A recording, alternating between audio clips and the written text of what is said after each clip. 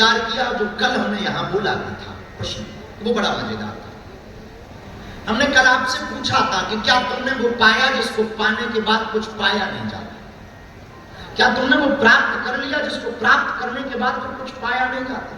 सब कुछ मिल जाता है। बहुत लोगों का जवाब कुछ ठीक नहीं था और शायद ज्यादातर लोगों का यही जवाब है कि हमने ऐसा कुछ पाया नहीं। पहले तो ये समझ लो कि ये है क्या। किसी राज्य में एक राजा ने प्रदर्शनी लगवाई और घोषणा की कि सुनो, इस प्रदर्शनी में शर्त एक है कि दरवाजा एक है, पर इस प्रदर्शनी में जितनी भी वस्तुएं रखी हुई हैं सब ले जाने योग्य है, पर शर्त एक है, दरवाजा एक है और एक बार में आप एक ही वस्तु ले जा सकते, दूसरी नहीं। जिस पर हाथ रखो वो तुम्हारी। और राजा स्वयं प्रदर्शनी में बैठ गए और प्रदर्शनी में इतनी सुंदर सुंदर वस्तुएं, बड़ी एंटिक, पुरानी, बेशकीमती, महंगे महंगे रत्न, जवाहरात, हीरा, सुंदर सुंदर मूर्तियां, बड़े प्यारे प्यारे बर्तन, राजाओं के बड़े बड़े प्याले, प्यारे प्यारे बिस्तर, मखमली बिस्तर, बड़े ऊंचे ऊंचे गद्देदार तकियादार बेड, सुंदर सुंदर कुर्सियां और सोफों का क्या कहना। संपत्ति का ढेर लगा, एक एक वस्तु रखी है। शर्त एक है, एक ही वस्तु ले जाने को मिले, पर सभी वस्तुएं ले जाने जैसी। आदमी थोड़ा लग जाए, कभी ये उठाए कभी वो उठाए, बाद में घूम फिर करके दरवाजे पे आ पाए पर कुछ ना उठा पाए। मन मार कर जिसको बाद में जो मिले वही मन ले जाए। एक कोई थाली भर ले गया तो कोई लोटा भर ले गया तो कोई केवल एक प्लेट ले जा पाया, क्योंकि एक ही वस्तु एक बार में ले जा सकता है। पर कोई आदमी पहुंचा वहां, उसे सभी वस्तुएं पसंद आई, तो सामने एक महात्मा की झोपड़ी थी और वो महात्मा के पास गया कि महाराज ये जो नुमाइश लगी है, ये जो प्रदर्शनी लगी है, बड़ी प्यारी वस्तुएं मुझे प्यारी से लगी, पर शर्त ये है कि एक बार में एक ले जा सकते। आप कोई ऐसा उपाय बताओ कि 2-4 ही ले जाओ, काम बनेगा। अगर मैं बिस्तर ले जाता हूं तो बेड नहीं, यदि मैं केवल बेड ले जाता हूं तो बिस्तर नहीं। कुछ ऐसा करो तो 2-4 एक सेट तो बन ही जाए, 2-4 ही ले जाओ।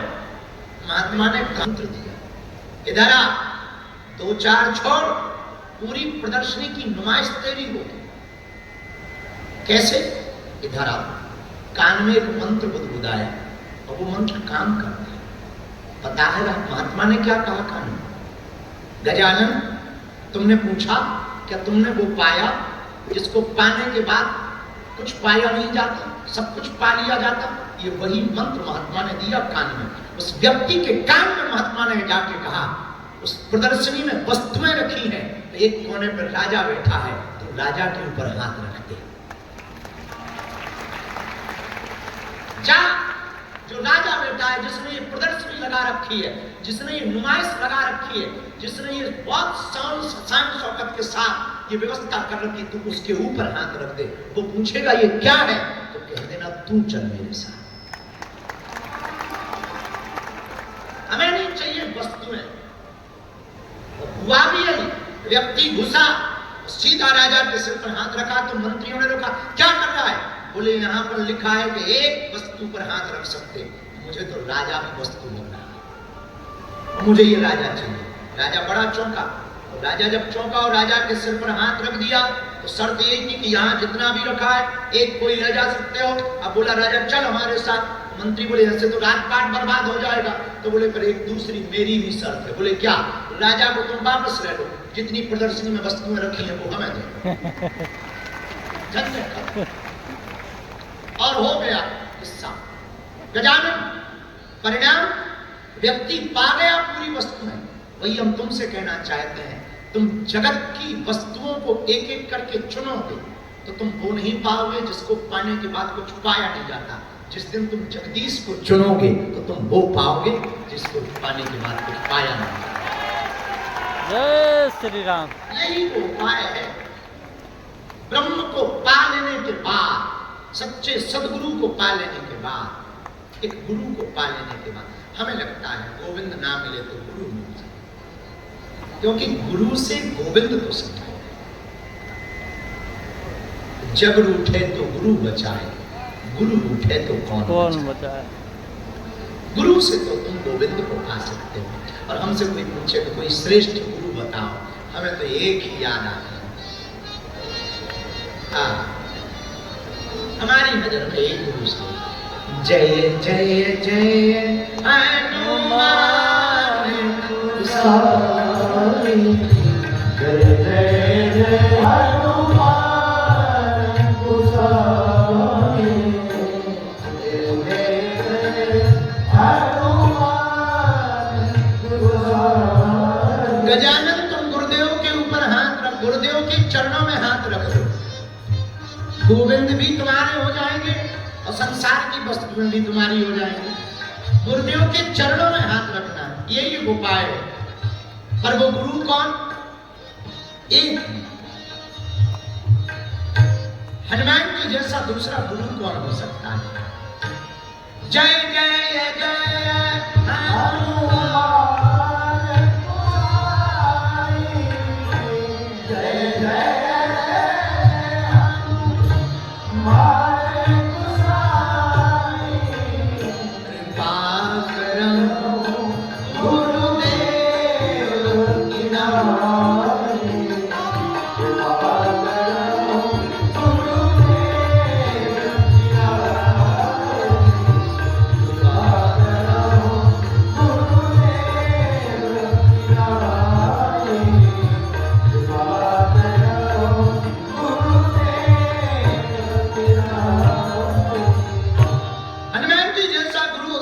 हो जाएगा तो हम एक बात बहुत पते की आपको कह सकते हैं। गजानन, आपने कहा है कि वो क्या है जिसको पाने के बाद कुछ पाया नहीं जाता? वो है भगवान, वो है गुरु। गुरु को पा लेने के बाद तो कुछ पाया नहीं जाता है। जहां ये जाएगा अपन भी वहीं चले जाए।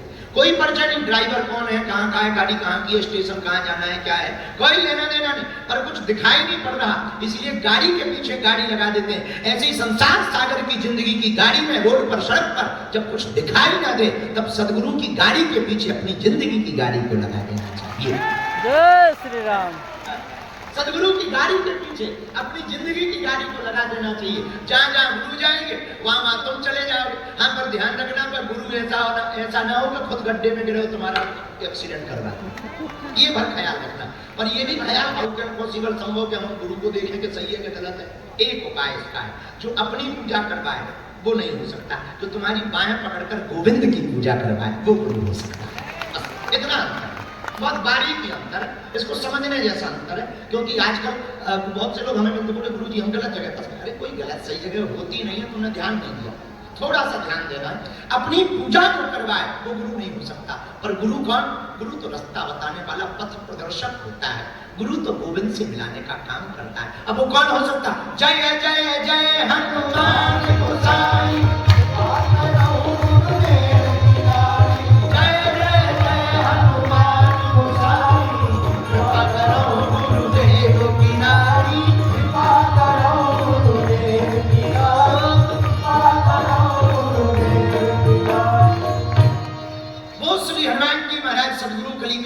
सामने वाला अपनी ही गुस्सा से हैरान हो जाएगा, तुम्हारा बाल बाका नहीं होगा।